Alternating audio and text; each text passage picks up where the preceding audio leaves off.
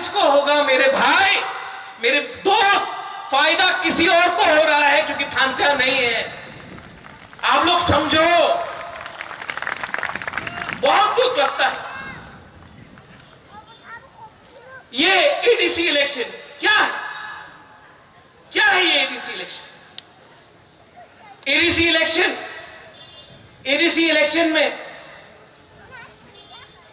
ये ADC election में अगर तिपरा, मोथा और हम लोग का आईएनपीटी और दूसरा पार्टी लोग एक नहीं हुआ, जिसके साथ अलायंस हुआ है, जो यहां में नहीं है उनके साथ हम लोग एक नहीं हुआ, तो 2026 में सेंस डिलिमिटेशन होगा और यहां में हम लोग का बड़ों लोग जो एक टाइम 90 था, 80 हुआ, 70 हुआ, 50% हुआ, 40 हुआ, आज 30 है। हम आपको बोल रहे हैं 5 साल 10 साल के बाद हम लोग खत्म हो जाएगा।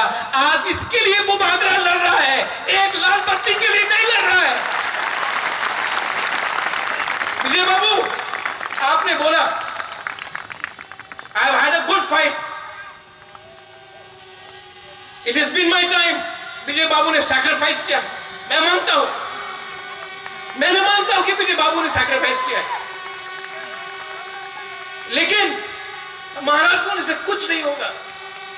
आज मैं लड़ रहा हूं, आपके लिए लड़ रहा हूं, अपने लिए नहीं लड़ रहा हूं।